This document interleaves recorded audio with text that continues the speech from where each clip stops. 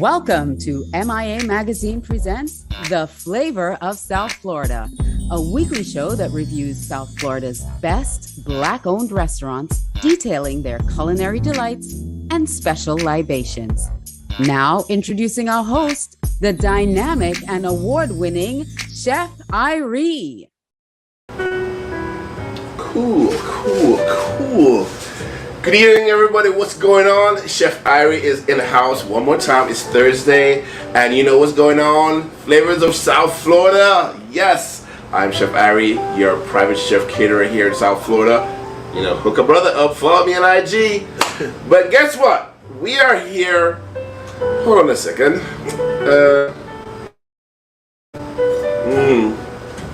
Yes, we are about to talk a little bit. C.L.A.S.S soiree. This is where we at. C.L.A.S.S soiree in Hollywood, 121 North 20th Avenue. Yes, 121 North 20th Avenue in Hollywood, downtown Hollywood. So if you're familiar with Hollywood, and you know there's this whole block that's having this huge construction, they're demolishing. We're literally right across the street from there right now, and we are here with Chef Ali. Yes. And so this is a how would you define C.L.A.S.S soiree?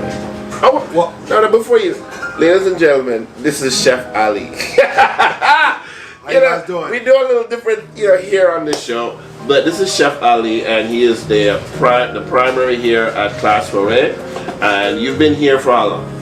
October 13th will be our 5th year. 5th year. Wow, yes. Awesome. Yes. Yeah. So you've seen a lot of people come and go. We have. Yeah. We have. But we're really blessed, and a lot of skill, a lot of talent, and a lot of dedication has come into us being as having the longevity that we've had. Awesome. And we look for another 5 restaurants in the next 5 years, God willing. Okay. So back to my original question. How would you define C.L.A.S.S soiree? Well, C.L.A.S.S, first of all, is an acronym for culinary, luxury, and superb service. Culinary, luxury, and superb service. All right. Get that right. Get that straight. Culinary, luxury, and superb service. Yes, sir. There you go. Now, we're a group of private chefs. Been in business 19 years. Okay. The South Florida market is an amazing market for people who come to South Florida to just have a good time. Right. Obviously, when you're gonna have a good time, you need to fold in some type of food. Right. And service, of course, right? Impromptu.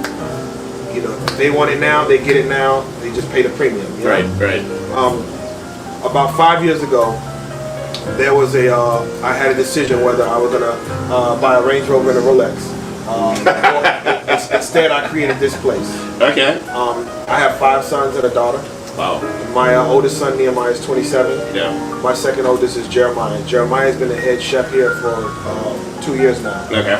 So the reviews, the comments about the food, the flavor, the consistency of it, it's him. Yeah, I taught him a lot, but it's his effort of doing his best every day in the product. Okay? Now that's Jeremiah. We'll meet him shortly. Okay, awesome. What we try to do here is basically be unique by being small and paying attention to detail, because we don't have overlapping customers. A typical night for us is 10, 15, maybe 20 max guests. Okay. So does that mean is C.L.A.S.S open to the public on a regular or not? C.L.A.S.S is open on Thursday, Friday, Saturdays, and Sundays from 6 p.m. to midnight. Okay.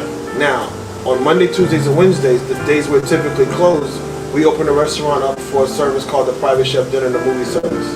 Dinner and a movie? Yes. Okay. You get this entire restaurant to yourselves. You black out all the windows. We bring in dozens of roses, champagne. You get to select a movie on the big screen. Okay. From either Netflix or Amazon Prime, and this place is for you. All right. So we can't just gloss over that, right? We can't just gloss over, because that's like a very unique thing to have done, sort of restaurant space setting, knowing that you come to have your own private sort of dining experience and a movie. Yes. Right? Yes. So you do that what? Monday, Tuesday, Wednesday? Monday, Tuesdays, and Wednesdays. Monday, Tuesday, and Wednesday. We have a 6 o'clock seating and a 9 o'clock seating. Okay, so people can call to reserve that with a group of people, and what's the maximum amount of people you said? Well, for the dinner and the movie, it's typically 2.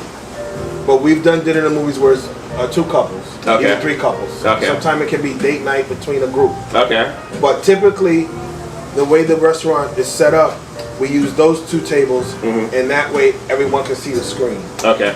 Now, in addition to the romantic dinner and movie, which we do the Monday, Tuesdays, and Wednesdays, you can have this restaurant to yourselves. Any party between 12 and 20, you get the entire restaurant to yourselves. Okay.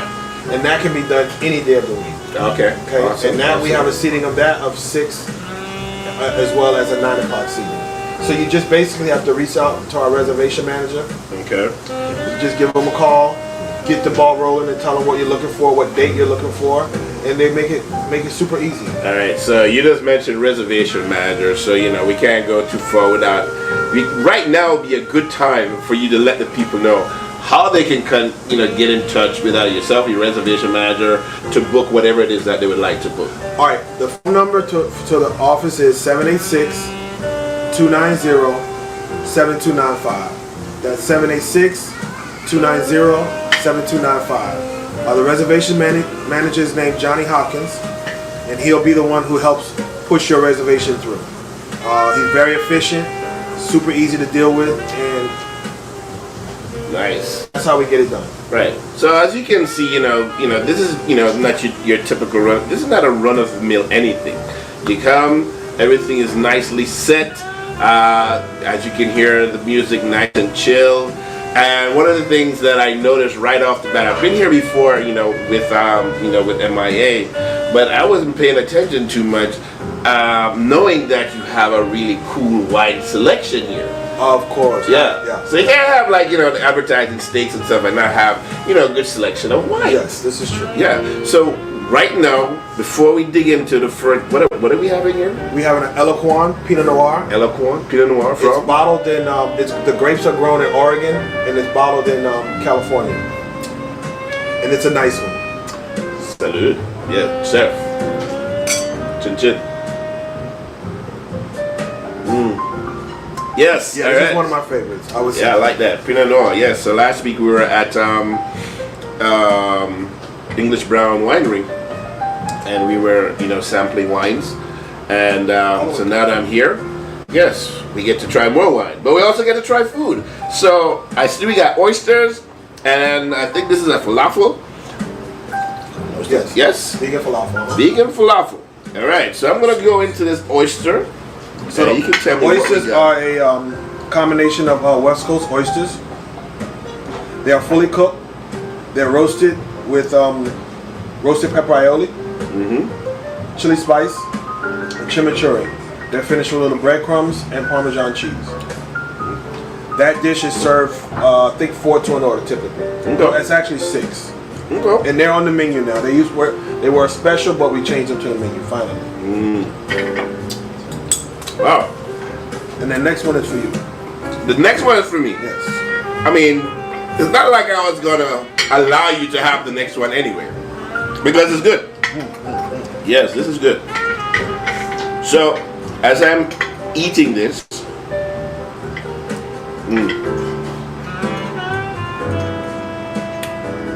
sweetness, a little bit of acidity,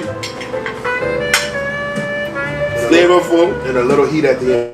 a little heat, not too much. The taste of oyster. I can see you coming in here and having like 3 orders of this. I'm just saying. It's really good. It's really good. All right, now for the falafel. And so we got the vegan falafel, and we got what you say on top of it. So this is so perfect. A roasted pepper aioli. So now we have all this setting, chef, and it just looks like you just want to do this. Oh, one bite. Like it just looked like a one-biter. Forget the fork. You're here with a girlfriend or the wife. Maybe. Yeah, maybe. The fellas, no. Yeah. One bite. Well, one thing that we stand out from other steakhouses is our versatility. We had a guest who was trying to impress his girl, and he said, you know, she's vegan, strict. I'm not, but I want to accommodate her, but I want to bring her to your place because it was so romantic for him. We literally spoke for maybe a day and a half to figure out a full vegan meal for them to share at the restaurant without us telling them, you know, obviously we're a steakhouse. We have limited dishes. So we have guests that make requests, and being that we're so small and so focused on service, we pull it off for them. We have guests that say they're going fishing in the Keys or wherever, and they keep coming back with lobsters or snapper or whatever. We figure it out. And that's the reason we want to stay small and great. So you're basically saying that you can really custom tailor anything to the requests from your guests. We will. And I'm assuming that you probably have a lot of repeat or people that come back to do that as well. We do. Awesome. Yeah. So, Chef, we know this business is rough and tough, and tell me about it's it. up, down, sideways, up. So, with everything that what before the restaurant and the space opened, what were you primarily doing before class? Well, being a father of 6, you were hustling. I was doing a lot of parenting, and I realized that about 23 years old that I couldn't work in a restaurant and keep my family because a lot of time away. So I started this business roughly 19 years ago in an attempt to have balance with my family and my career. Okay. It subsequently took off. I mean, when you talk about thinking that I'm just going to take care of a few clients here in Miami, and I wind up traveling the world with a particular musician who just couldn't sit still. You know, when you have a private jet and you're in your 20s, you just gotta go. So I did that for about 7 years. Actually, no. Yeah, 7 years. And I've traveled the world. But I realized traveling the world that I miss my family, you know. So about 7 years after that client, I decided that I was going to go home base, where everything I was going to do was going to be here. And I focused on not particular clients. I focused on clients that wanted to do private parties. Whether it was repeat business, fine. But I couldn't tie into a family because, first of all, some people may think it's lucrative. That's their cup of tea. But for people to hire you for a high-powered private dinner, you may make that same salary a night that someone may make a month because they're expecting quality. Your reputation says quality, and then you perform, and then you have your life without actually having to put in all of that time. So I was lucky enough to learn a formula. Of course, it all leads to my family. Of course. So, and even now, you know, my son is the head chef. You know, I've had all of my children, not all of them, but my children have worked here to help, to assist in, you know, different parts of service. Right. Whether it's, they actually helped me, I'll take this one. No, I'll save it. Yeah, they actually helped me demolish the place. Okay. And then when it was time to start remodeling, I had professionals, but my kids, they just there for me, you know. Right. And that's the goal. So for class and for the clients, how when you first started, what were the inspirations behind the dishes that you wanted to put out, and did you have a very definitive idea of what class was going to be? Well, I wanted class to be very unique, which is the reason I decided to dress the restaurant up. Okay. Dress it up. Okay. I said the first thing I need to do is make it beautiful. Okay. Then I wanted to balance the menu to where it was approachable by a lot of folks. Okay. So when I decided to create the appetizer menu, I wanted to make sure we had fried dishes. I wanted to make sure we had chilled dishes. I wanted to make sure we had raw dishes. Okay. And I also wanted to make sure we had a balance of seafood, of vegetables, just so everybody can partake in a meal and actually have a complete dish, as opposed to just trying to figure out what they can eat. It's there. Okay. So we have a Thai fried shrimp, which are jumbo shrimp. They're lightly dusted and they're deep fried in homemade breading, and then topped in raspberry vinaigrette chili sauce. So I noticed you just brought out another course, and it's a wedge salad. Wedge salad. Tongue getting tied here. So typically you don't often see a wedge salad in restaurants. Usually, people used to think that it was too snuffy, but it's a very simple dish and it's very classical. So when you go into steakhouses, obviously, and from back in the day, and now I think it's starting to make somewhat of a comeback in a lot of places because of the simplicity of this salad and pretty much how inexpensive it is to make. Yes, because wedge salad is simple iceberg lettuce. However big you want to make that wedge, and whatever the accoutrements that you want to put on that salad, and you dress it up, whether it's a cheesy dressing, could be blue cheese or something like that, and like here you have tomatoes and beets. So for those people who are looking for something,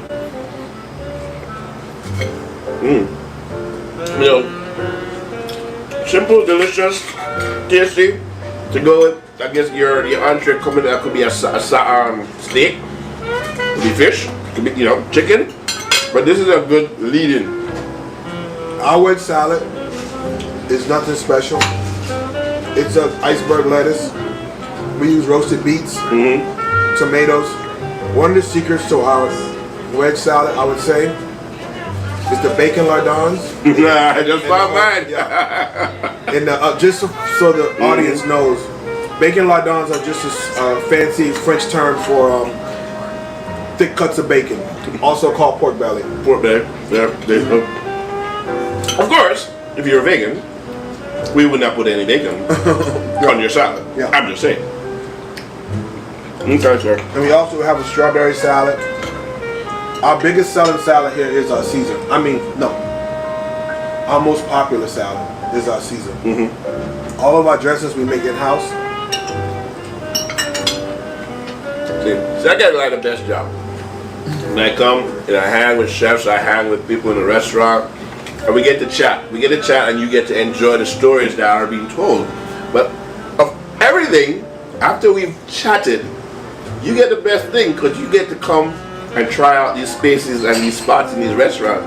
Maybe even get to come and say hello to the chef if they're there. So chef, tell the people as we await the next course. Okay.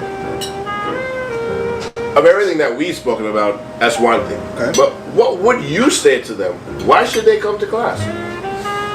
I would say the best reason to come to class is one, just to experience what serious, thoughtful food and service is all about. When you come to class, our focus is on providing exceptional service. That way we can grow, but grow organically. I get people who ask all the time, what is your typical day? And I tell them 10, 15 people, and they're like, how do you survive? One, my private chef business does carry us as well.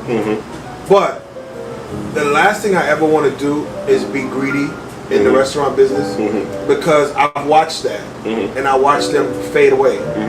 As opposed to be consistent. We turn away more people than we serve. And we don't turn them away because we don't want them here. Right. We turn them away because we don't have a wait list. Right. We do have a reservation list. And a reservation, if you have your reservation, it will be honored. Right. But if we have reservations and the restaurant is mostly reserved, we're not going to take people and have them sit outside for an hour. Right. Okay. That's just a formula that I think is fair. Right. I think it's respectable, because you're better off making a reservation so we can come in and have good service. Right. As opposed to what all the other restaurants are doing. Mm-hmm. But their operations are so large, they need to. I get it. Right. My operation is small.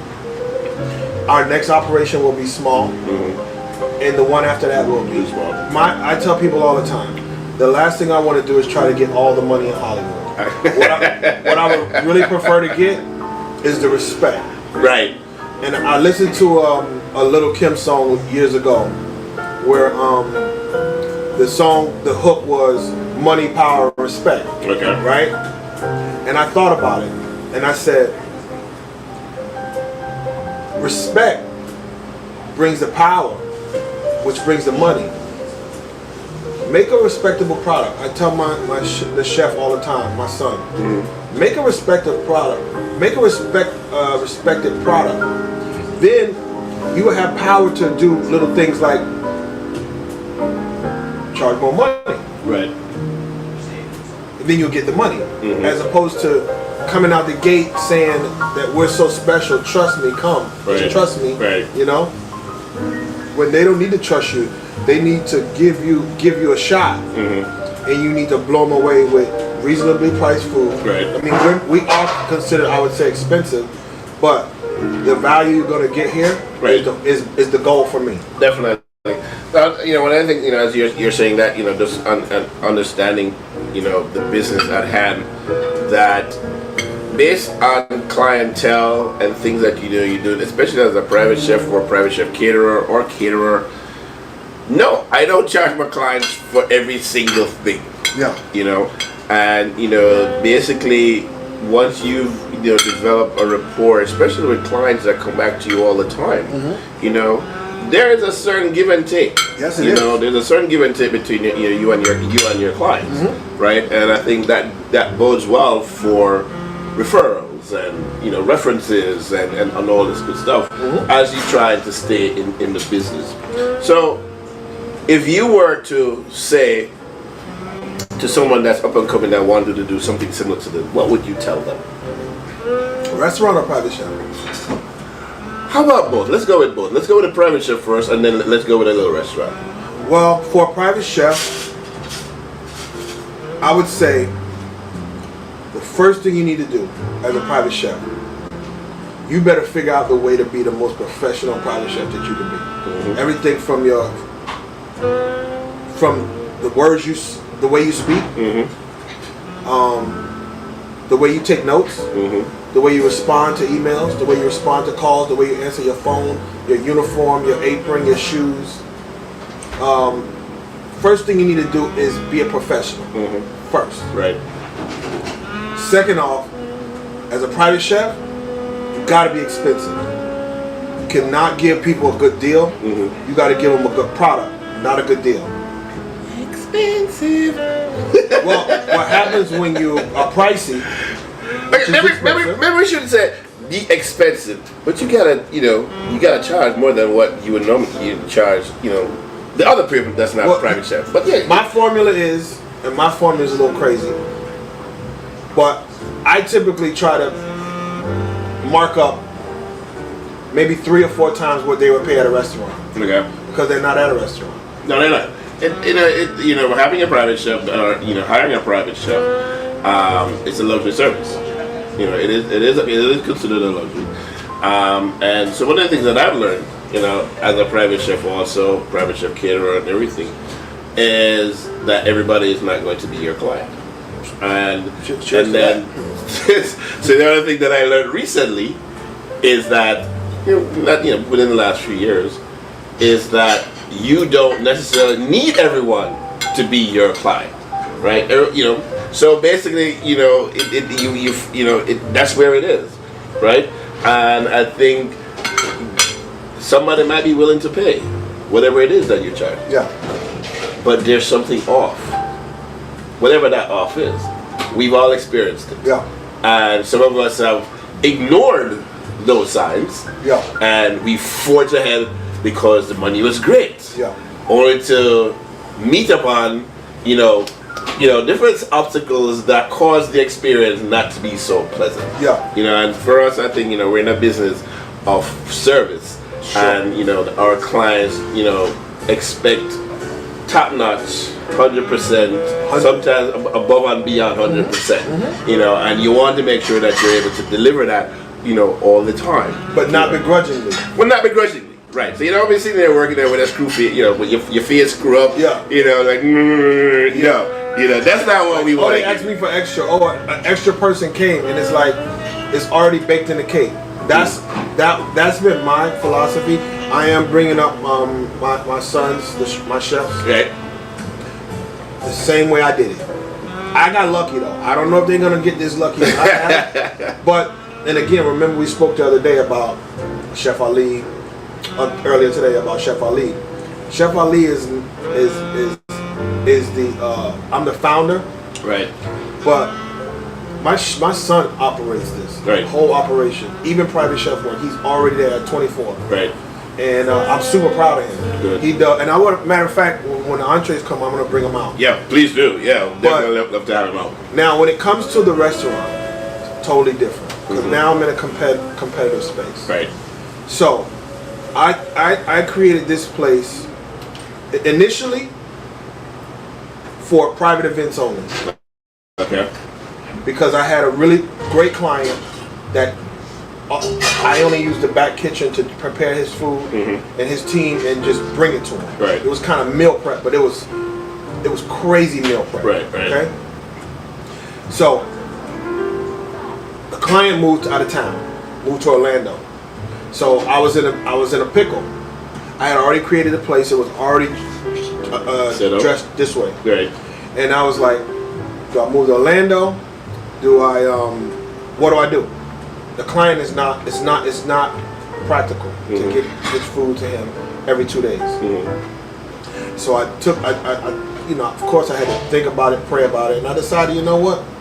I'm gonna go to my safe place, which is steakhouses. Right.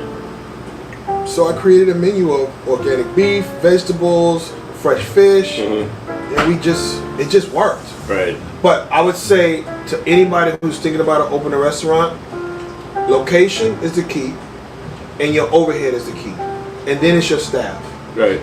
So usually before it used to be location, you know, and then you added everything else, you know. So well, location is important, but I pay.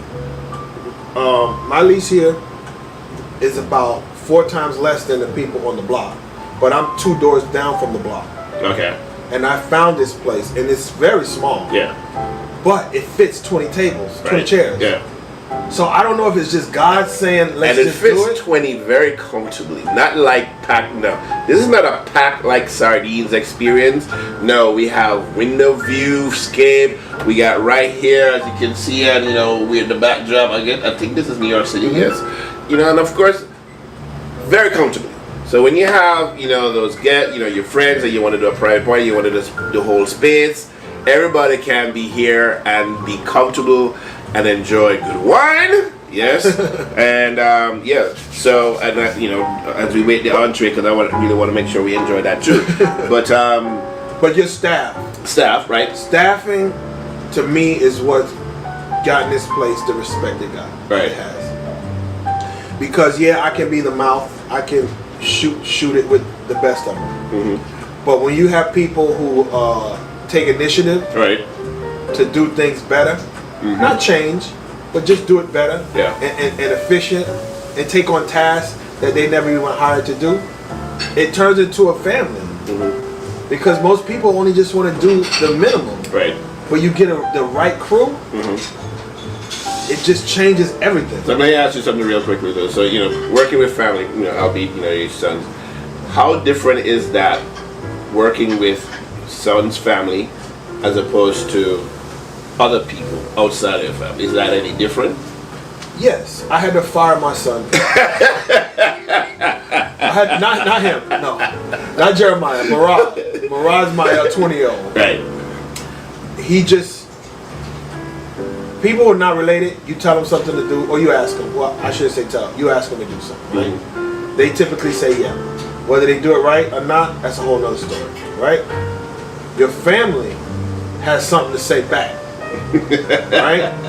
Right. But why can't, listen, son, Just do it. Right. A son would tell you, but that don't make sense. Staff that's not family would say, okay, and in their head they'll say it don't make sense. So it's a balance. Right. But I mean, the truth is our manager Chantel just turned into the most amazing girl, or woman, because of the initiative she took to make my life easier. I was like, wait a minute, I hired you to do this. Right. You doing this, and you still smiling? You use the phrase screw face. When you see me, you still say, hey, chef, instead of, there you go again. Yeah, hey, y'all, turn the radio off, chef here. Yeah. So it's just turned into a family. Right. And then my son, you know, we butt heads because he's very talented. Right.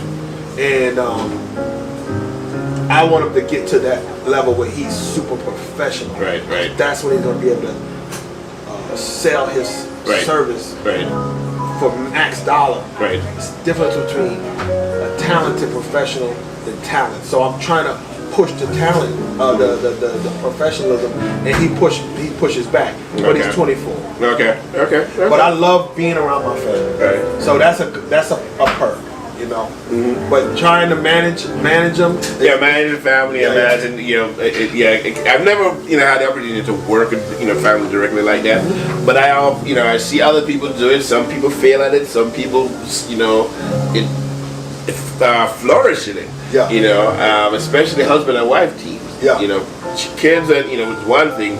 Husband and wife teams are different. Girlfriends and those are every dynamic. You want it to work, but let's see. Right. Let's see how this goes. Yeah. If our heads are still intact at the end of the day after a month, okay, maybe we have a good chance.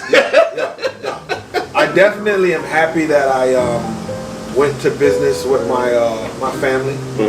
I'm definitely happy that my son is the chef. Okay. I'm definitely happy that he is that his product is respected and that he's still learning. Right. Awesome. He don't let me teach him much, but I'm watching him learn. Okay. He's learning how to manage people now. When I watch him, he's So there's a progression. He's direct, but he's kind. Right. So he'll say, "Hey, we need to get this done," and he'll say, "Please," and he'll say, "Thank you." Okay. And that's the way I am. Right. If I yell, it's probably because somebody dropped an expensive bottle of wine, or totally didn't do. You know what I mean? Other than that, I even wrote a paper years ago when I was at Johnson & Wales. And this paper was, why do chefs yell in the kitchen? And in the paper I said, the reason the chefs yell in the kitchen is because they can't do the job. So it's like the jockey beat the horse because he can't run. A talented chef that's skilled will tap you on the shoulder and say, hey, punch out. I'll work your station. Right. A guy who's just pencil pushing, note taking, ordering, inventory, hiring, firing. He probably can cook, but can he bang like you? Right. If he can't bang, he gotta yell at you. Maybe that's so frustrating. I ain't yelling at nothing. Plus, I can't yell here because all the guests are here. Right. Exactly. Because it's right there. It's right there. So let me ask you, sir. So where are you from originally? I'm my parents are from Jersey. I'm from Carroll City. They call it Miami Gardens now. Yeah. Oh, so you like I'm 305. 305 local DNA inbred. Yeah. I went to Skyway Elementary, Lake Stevens Elementary, Carroll City Middle. Then I moved to Miramar. Miramar High, went to school in Hollywood, and then and now I'm living in Hollywood. I live in Hollywood, work in Hollywood. You're a true son of the C.L.A.S.S, son. Yeah. So, ladies and gentlemen, we are here coming to you live from C.L.A.S.S Soiree here in downtown Hollywood, 121 North 20th Avenue. Yes, in Hollywood. And I'm here speaking with Chef Ali. And we've been having some courses. Earlier we had some oysters. The Middle Eastern flavor, falafel, and we had a little wedge salad, bring it back to the classics. We're here enjoying a nice glass of Pinot Noir. Yes. Grapes are from Oregon, buns in California. Yes, and we're doing the swirl. So, and we're just waiting for the answer to come out to talk about that real quickly. So what has been over the 5 years the reception to Class Soiree? What has that been like? Well, I gotta say it's been amazing. Okay. We have literally garnered very, very high ratings. Google and OpenTable. Mm-hmm. OpenTable we're at 4.9. Mm-hmm. No, sorry, 4.8. Google we're at 4.9.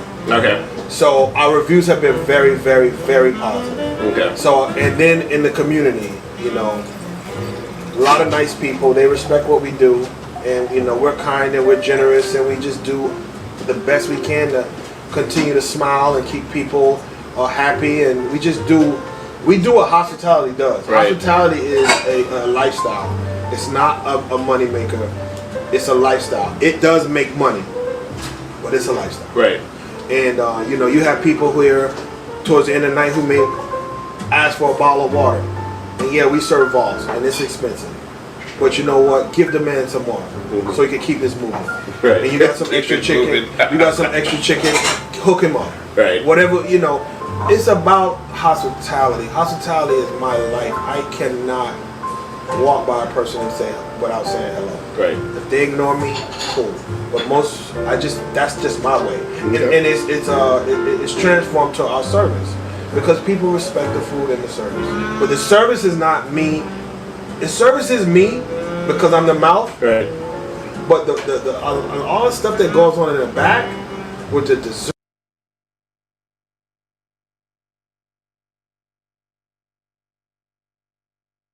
Busser, dishwasher. All hands Everybody on deck. does. All hands on everything. deck. Yeah, which is cool. It's just you have to learn to be able to function. Right across the board.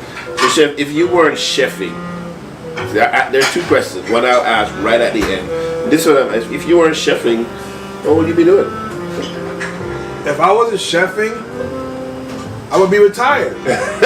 Awesome. Yeah. Yeah. All right. But if it was something else that I would like to do besides chefing,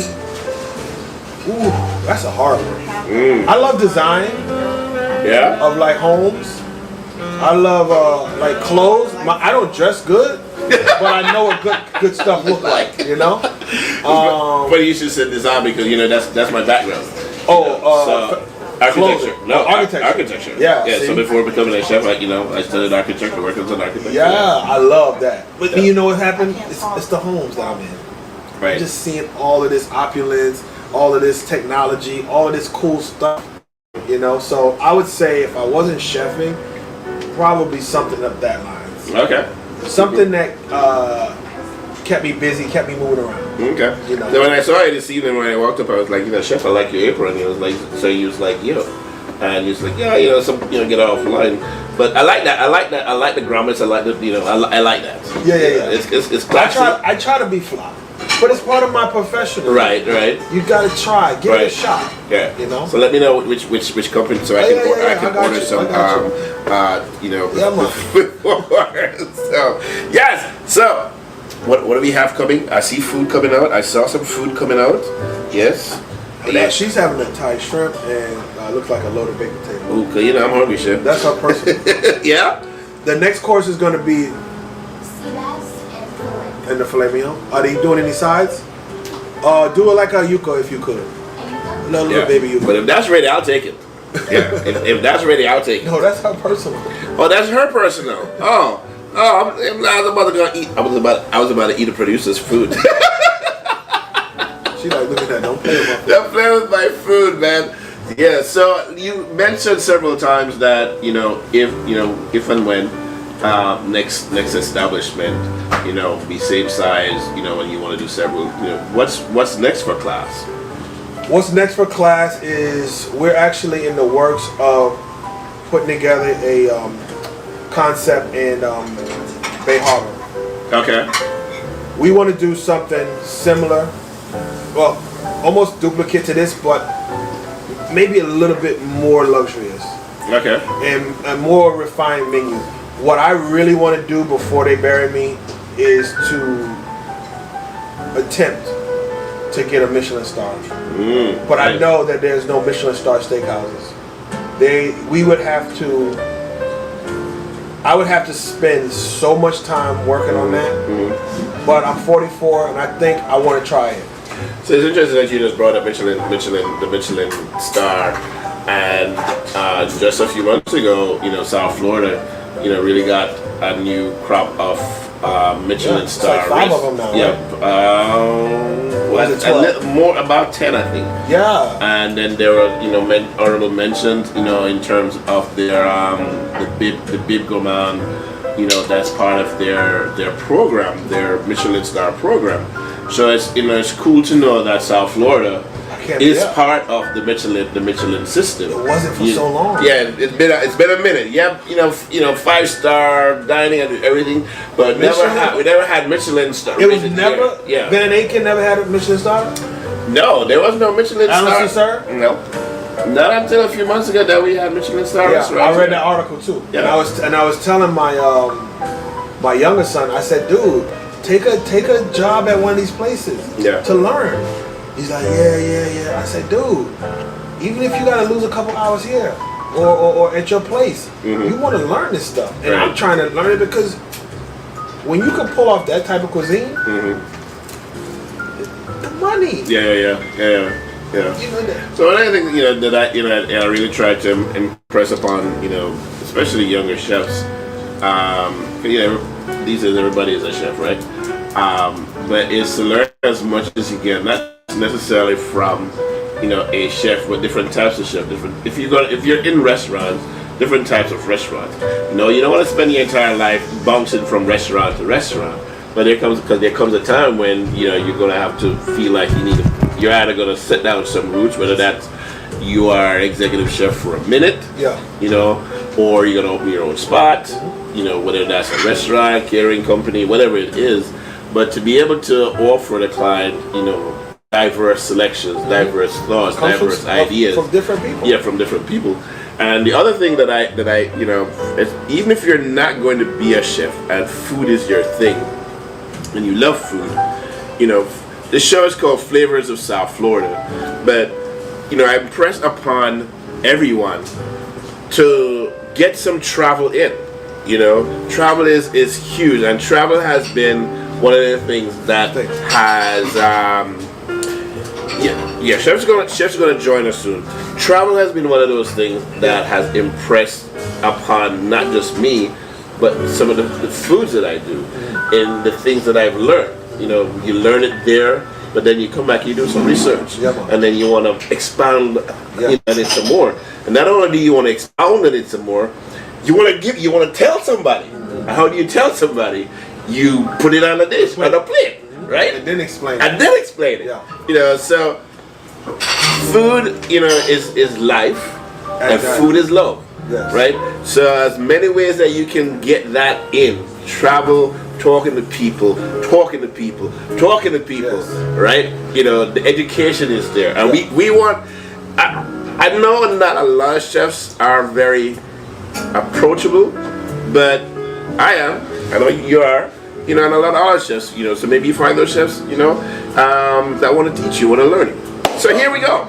Yes, more food. All right, so right here we have our Chilean sea bass. Yeah, I'm going for that right first, right? Yeah, there we go. That's marinated in a miso glaze. Woohoo! And it's served with a dollop of mash. That dish is on the menu. It was a special for about a year. Okay. But it's just a favorite fish here. All right. So we decided we were going to put it on the menu, and it's been a hit. This is my favorite. How do you like your steak cooked? I like that medium. Medium? Okay. So, Chilean sea bass. A lot of people love it. I love it. I love the flavor. Sweet, almost like chili, citrusy.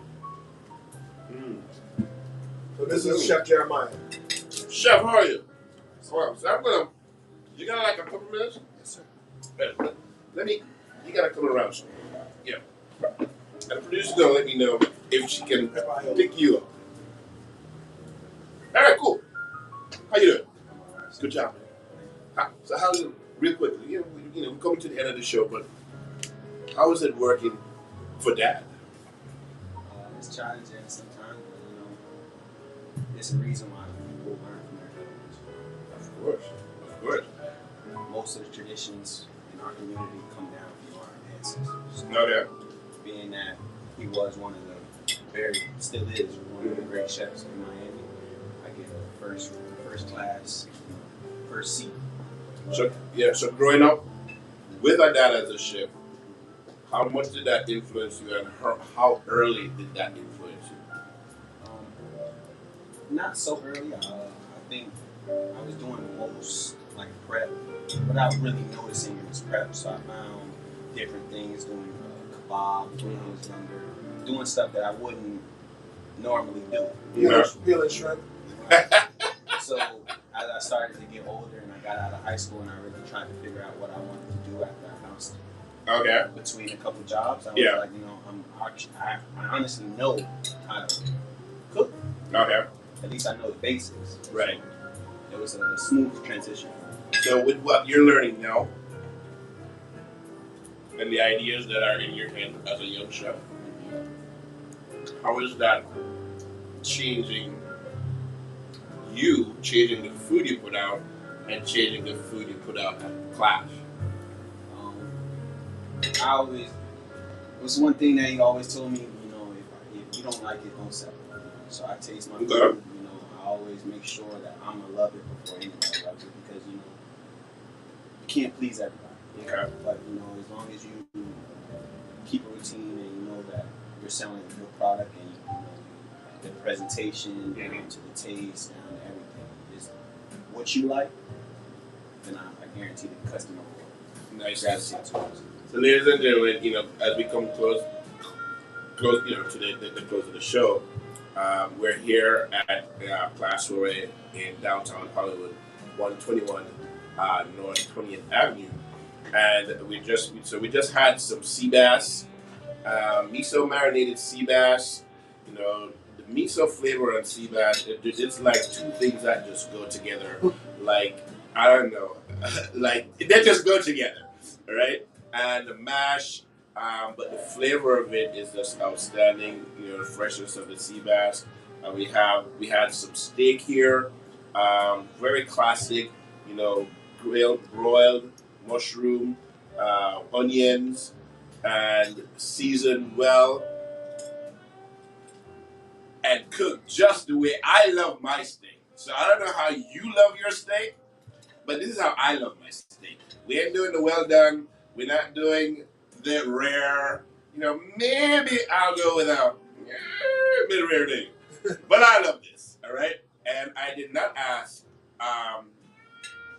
what I wanted, and this came out perfectly for me. So, and we also have a side of fried yuca, and we have a sauce that goes with the yuca. What kind of sauce is this, chef? That's a roasted pepper sauce. Roasted pepper sauce. All right, we're going to taste this yuca. One minute.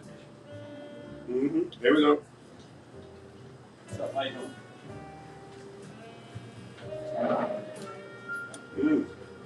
doing? Hot, fresh, nice and crispy on the outside, still nice and moist on the inside, just like that steak, just like the fish. Chef, outstanding. Yeah, let's hustle that dessert over here so we can end on a nice sweet note, baby. I'm just saying. Chef. You got a lot of skill for a young man. Thank you, chef. Yeah. So, like I said, we're talking about everything on the show. So as we're sitting, you would think that this is just a setup for us, but no, we have guests who have stepped in and they're about to dine as well. So I really, this has been awesome, chef. So as we're waiting for dessert, here's one of my final questions for you. Kind of some final questions. When you're not here at Clash, when you're not preparing for private clients, private party, when you're just being you, What does Chef Ali? Okay, drop the chef. What does Ali like to eat? What do you like to eat? What do you like? Oh my God. Okay. If it was my last supper. If it was my last supper, I would request a bologna and cheese sandwich with Wonder bread, like any white bread, but not from Whole Foods, some cheap ones, right? Okay. I would make sure that the bologna that we use is the one with the red strip. You peel off You gotta pull off the red right. strip. And I would make sure the cheese that we had would be the one in the pack. You have to pop out. Wow. I would put a little bit of mayonnaise, a little bit of mustard, and I would eat that with a bag of Fritos and a punch. Maybe jungle juice if I can find it. And then take me to the upper room. Upper room would be Heaven. Okay, understood. No, that is like So that's your final meal. that's my goal. But when you leave here though, like on a Monday, on a Saturday evening, Sunday evening. Well, my palate is whatever, wherever, whatever. Mm-hmm. I can eat raw, I can eat whatever, right? But lately, this past 3 months, I've been eating heavy vegetables. And I've come to find out that it's just good for me. You know, I lost a little bit of weight, a little bit more energy, and it gives me a little bit more energy in the gym. So I love veggies, but the truth is, I love everything. Isn't it when this Chilean sea bass is just cooked very nicely, perfectly. It's just nicely glazed as you want, your Chilean sea bass to be, and it's it's not a cheap fish, right? And you want to treat it nice. You want to treat it nicely. Talk to it nicely. Cook it nicely, and definitely it pairs well with potatoes and vegetables. Baby bok choy. It pairs well with Asian flavors. For some reason, the Asian flavors are amazing with a Chilean sea bass. So next time you're out, or if you're at home and you like to venture out, you may find it at Whole Foods or Fresh Market. A lot of more of the high-end stores. I think sometimes you may find it in Publix just like that. But it's definitely not an inexpensive fish. But I'll let the guests know as well. If you see anything on this podcast and you say, hey, I want to know how did you make the miso, or how did you make this, or how did you make that, they can contact us directly, and we're cool with recipes. We'll give them out. It's not a look at that, chef giving out recipes. Hey. Yeah, and if let's just say they want to try and have the miso, they want to purchase some miso, just a quart or so, they can even purchase it and make their own fish at home. Awesome. So we don't do to-go food, but we will. We don't do this, and this, but we will. Okay. If that makes sense. Nice. We just try to find a way to take care of people. It's hospitality. We just call it a steakhouse. I love it, chef. I love it. This is the steak that people like the most. This one.